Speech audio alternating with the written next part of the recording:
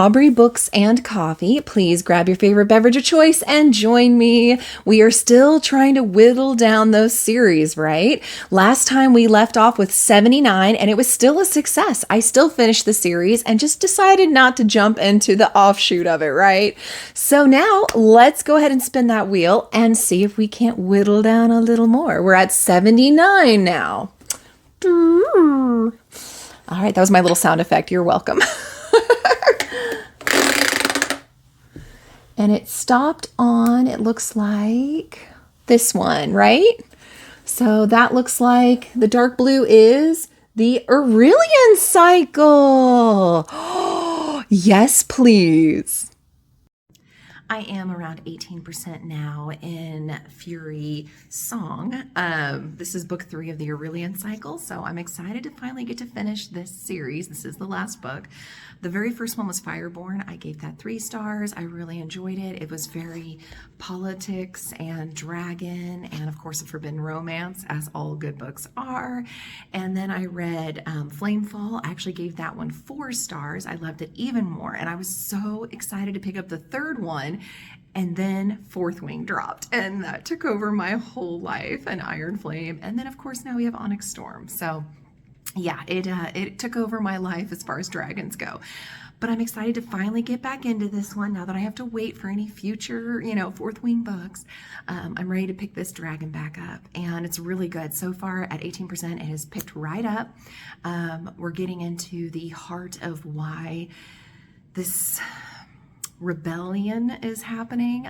We're seeing some awful sides of what happens when people are given too much power that shouldn't have that power, and it's sad, but it's really good. We are getting some of the aftermath from the previous book. I don't want to say anything because, of course, I don't want to ruin anything for anybody who hasn't started this series yet, but it definitely has my interest. I'm excited to keep going and see how this series wraps up. So far from disappointed. I am very excited.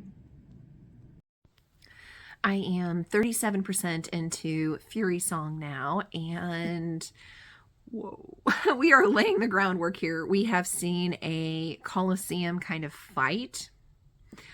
That was, of course, not fair. And we have had our 2 main characters come in contact with each other, but one is in disguise. And we have a finicky bunch of people that are willing to overthrow a rebellion, even though that rebellion was giving them a better life, simply because the previous administration, I'll say, was willing to throw bread at them, and not even feed them on a regular basis, mind you, but just throw bread from the sky. People are fickle. I'm frustrated with the rebels. Like, they did all of this, sacrificed all of this, and then this is where we're at. So, but it's still just as good a writing as I remembered, and I'm having a good time seeing all the chess pieces being laid out. So I'm excited.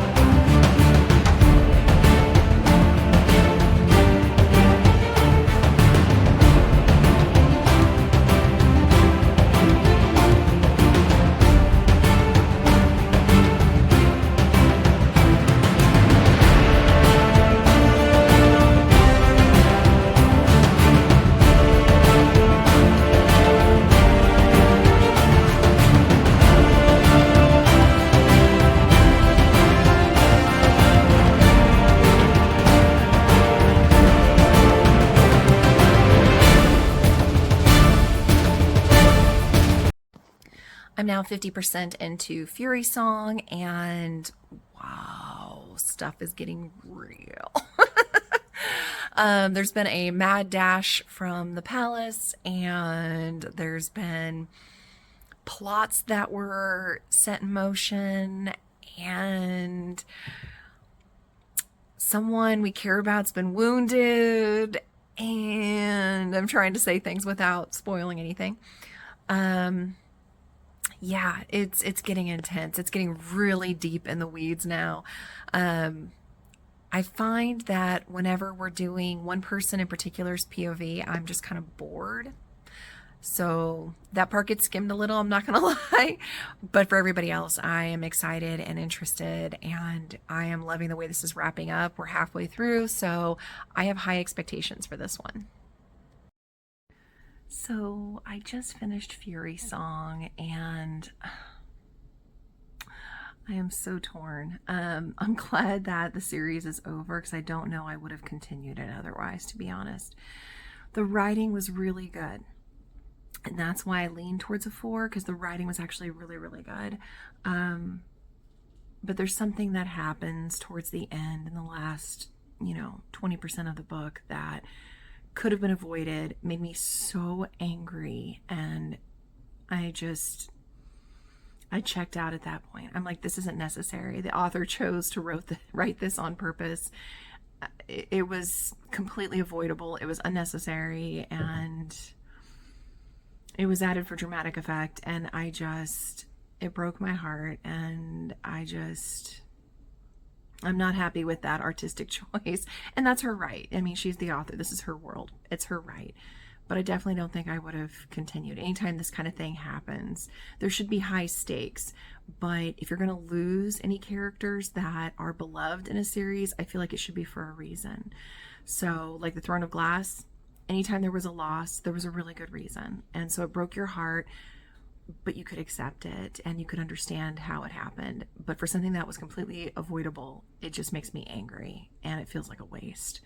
And so I want to give it a 3-star because I'm angry, but it was very well written, and it did wrap up the series very well. So probably going to lean towards a 4 just to be fair, because it's just my personal preference. But I don't know I'm going to read from this author again, because again, it was an artistic choice, and if that's what she does with her characters, just not for me. I get too attached.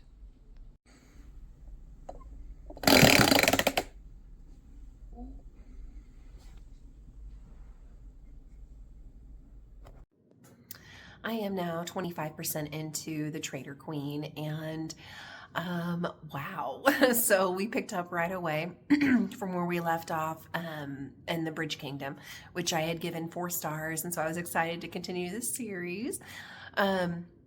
We have what's going on with Laura after what she did at the end of the Bridge Kingdom. I don't want to ruin anything, spoil anything. And we have Aaron and what happened with him because of what Laura did. So we are dealing with the fallout of that. And we actually got a surprise revelation that has to do with Laura specifically and her family. So it was kind of an interesting revelation, and I think it's going to come into play big time in this book, and I'm excited for that.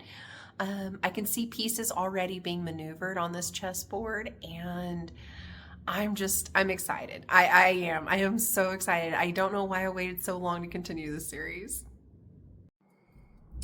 All right, so I am approximately 50% into The Traitor Queen, and our main characters have been reunited, and it feels so good.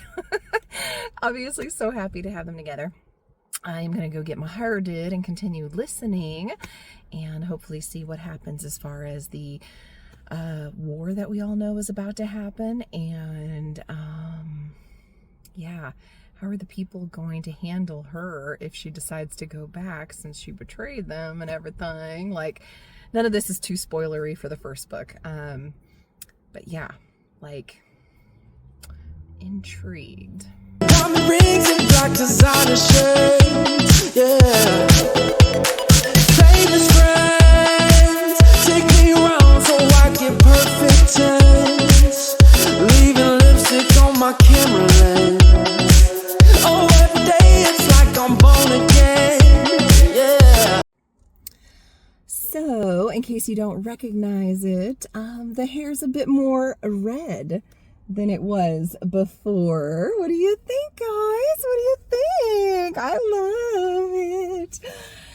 Makes me all ready for a Polycon. So, that being said, I did finish The Traitor Queen, and I have to admit, I liked it more and more as it went on, and I am now 100% going to be continuing this series. I'm probably going to give this one a 4-star as well. And I'm going to be picking up book 3 now and continuing the vlog because it's going to keep going until I'm like, yeah, no, DNFing. And that's definitely not the case. It left us on a really good note. I am excited to pick up the next one and see what happens next.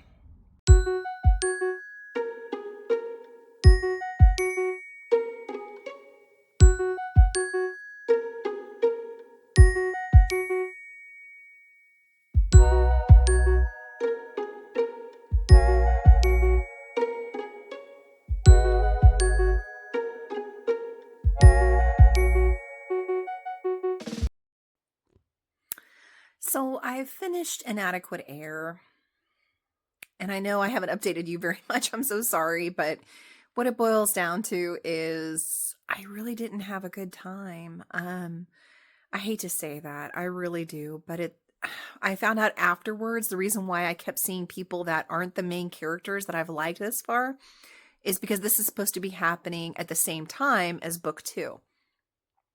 I don't know if knowing that going into it, it would have made a difference or not, but I definitely was bored. I wasn't invested. And so I think I'm going to DNF this series just because even if we go back to the original people, you know, for book 4, I don't like it. I don't like it. So I think I'm out. I think I'm punching out and I'm going to have to DNF this one and go ahead and end the vlog here. So sorry everyone. And let me know below if you liked the Bridge Kingdom, like the entirety of the Bridge Kingdom. And let me know if I'm alone in this or not.